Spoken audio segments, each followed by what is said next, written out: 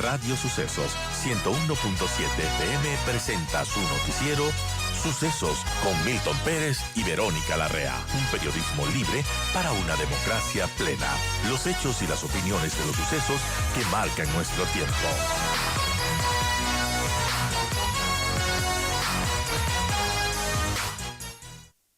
Nos convertimos en esto, un país que habla de bandas, de atentados, de terrorismo incluso y narcopolítica. Bienvenido, Gerald Latorre, gracias por estar con nosotros. Y bueno, ¿cuál es su primera visión de todo esto que estamos viviendo?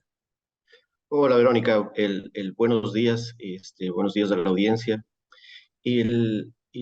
Claro, al escuchar la lectura de una noticia de narcoterrorismo, desde el punto de vista de seguridad, desde el punto de vista social, yo creo que nuestra visión como ciudadanos debe enfocarse en los eslabones y en los actores sociales que nosotros les encargamos de hacer el control, ¿no? Un narcoterrorismo, cuando existe narcoterrorismo, funciona por dos aspectos, ¿no? Ideológico, como funcionan los musulmanes, que se van y se emolan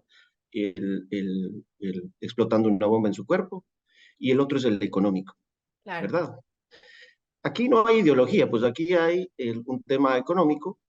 Tenemos un sector como el SRI que no ha actuado para controlar a ninguna de estas bandas. Tenemos un sector como el de la UAFE que no se ha pronunciado. Yo he visto con pena cómo la Asamblea le cita a los policías, al comandante de policía, todos los días, creo, no, al ministro del Interior, todos los días, a juzgarle como que no estuvieran trabajando. Y creo que es evidente para todos los ciudadanos que trabajan más de 16 horas esos policías en las calles. El, el, yo quiero, Verónica, dejar un mensaje de ineptitud tal vez sobre estos actores sociales que derivan como una estructura, ¿no? ¿Qué pasa con el ministro de Defensa que está en responsabilidad del control de las armas?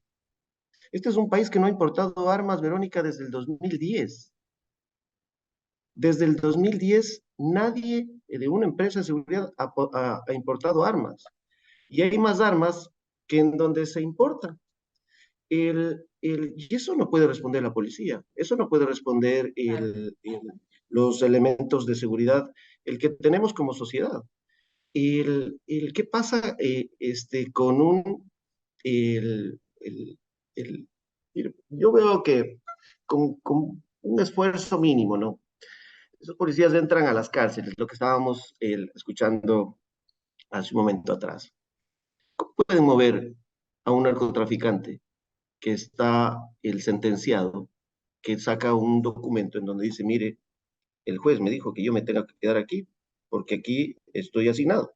Lo que tiene que hacer la SNAI, los policías, los militares, es respetar la ley. Ellos no pueden irse en contra de la ley. Yo le escuchaba con valentía al director del SNAI decir, bueno, vamos a ordenar sin violentar los derechos humanos. Claro, tratan de estrategia, tratan de control, pero aún uno puede ver conexiones de Facebook dentro de las cárceles. Uno puede ver que la gente hace, que el reo hace TikTok dentro de las cárceles. Y caemos en estos juegos no, ni siquiera son fake news, no. Caemos en estos juegos de alterar a la sociedad. Lógicamente real, pues no tenemos una delincuencia que ha cogido cuerpo por la ineptitud de los actores de control. Yo no he visto un reporte de la UAFE que han llegado a algún narco a decir, sabe que aquí está uno de los que está provisionando el dinero para que estos muchachos salgan para adelante. Yo no he visto a la gente que controla sustancias de estupefacientes disminuyendo el control del consumo del H, droga que Verónica, ni tú ni yo vemos que están capturadas en los puertos. Pues. O sea, uno ve que capturan marihuana, que capturan cocaína, que capturan heroína. pero no H. Eso no se está capturando. Y la droga que mueve a estos muchachos, a estos delincuentes, es la H. Y es un negocio, pues no. O sea, son áreas en donde un sobre de $1 para 15.000 jóvenes que están desubicados, que hace el Ministerio de Inclusión Social. ¿Qué participación tienen estos actores? Cruzarse de brazos. O sea, como ministerios, el llamarle al policía para darle palo, porque hemos dejado que la sociedad se consuma por la corrupción. Esos mensajes yo sí, tal vez, en otras ocasiones en las que recibí las entrevistas, yo le preguntaría al representante de la UAFE, ¿qué ha hecho? ¿Cuántas personas ha sumariado para que puedan darle cuerpo a la fiscalía? ¿Qué hace un juez con todos? Sale un delincuente en la cárcel hablando como un patriota que está sentenciado, pues si no está sentenciado, al menos está judicializado.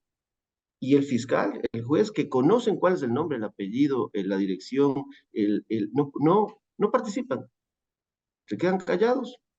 Los Estados Unidos normalmente pide a los delincuentes que han hecho de su economía imperios, ¿verdad?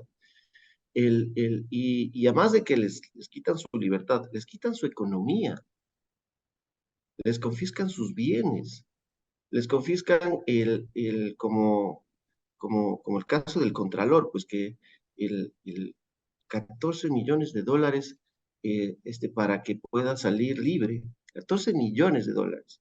Claro. Y los pagan. Acá ¿De les dónde ponen, sacan eso? Es la pregunta.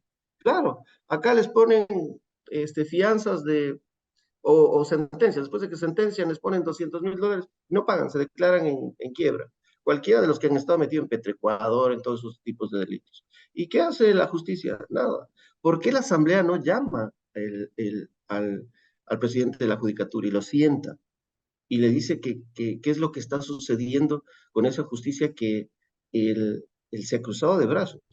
Porque no vamos, el de aquí en adelante, Verónica, nosotros no vamos a tener ningún cambio por más esfuerzos que haga el ejército y la policía de cambiar a estas bandas criminales que han cogido cuerpo, porque son derroteros, ¿no? Pues son gente que está frenteando dentro de este panel de ajedrez como peones, frente a intereses narco, delictivos, narcodelincuencia, narcopolítica. Actúan con esa vulnerabilidad que tenemos como sociedad, ¿no? De que no atendemos a los responsables, a los jóvenes, no hay, como explico, Verónica, un Ministerio de Inclusión Social que vaya a ver qué pasa con las madres de estos jóvenes o qué pasa con esta sociedad en ese lado. Creo que el tema que hoy estamos topando, tiene relación a que el contexto de, de esta inseguridad no está solamente en manos de la policía, no está solamente en manos del ejército, o no solamente está en manos del Ministerio del Interior. Y no es para que yo conozco a la gente que está ahí, pero en realidad no tengo ninguna defensa, ni quiero participar como que están trabajando lo mejor, no tienen mucho que mejorar. Sin embargo, como un experto en el tema de seguridad, nosotros hacemos matriz de riesgo, pues hacemos iniciativas para poder mitigar esos riesgos y participamos en el área privada con los actores. Uno se sienta con los actores a decirle que voy a movilizar al más fuerte. Yo no he escuchado, Verónica, que hayan movilizado a uno de los narcos más fuertes de la penitenciaría litoral a otro lado, porque están cobijados, porque están totalmente cobijados por la justicia. No hay un pronunciamiento de un juez, un pronunciamiento, googleamos este instante, no hay un pronunciamiento de un juez que diga que va a cambiar a estos líderes que están reconocidos. No hay un pronunciamiento de la UAFE de que van a cortar la economía que de cierta manera manipula esta inseguridad. Porque los policías, los militares, al hacer sus controles en las calles, claro, pues es como guerra de guerrillas, pues decían que es más fácil para el delincuente identificar al policía porque han uniformado, pues estos chicos pueden pasar en bicicletas armados, que no, tienen que estar más cuidados de lo normal. El tránsito en Quito, yo veo como cuando usted circula en pico y placa, el agente de tránsito tiene una habilidad para detectar la placa, pero, o sea, uno le ve los ojos y es como esas cajeras que están pasando cuando usted está haciendo compras, ¿verdad? Una habilidad para detectar que el número que no es, le ubica y no ubican a los que están dentro de un vehículo, que el perfil sería dos, tres muchachos que pueden andar armados. El tránsito. Claro, es Le como que se limitan a ver lo del pico y placa y eso lo sabemos al menos los que... le ubican la llanta que no ha cambiado del lado izquierdo, le ubica el de tránsito, pero no ubica el delincuente, no ubica el carro robado, no ubica el carro sin placas. ¿Qué hay? O sea,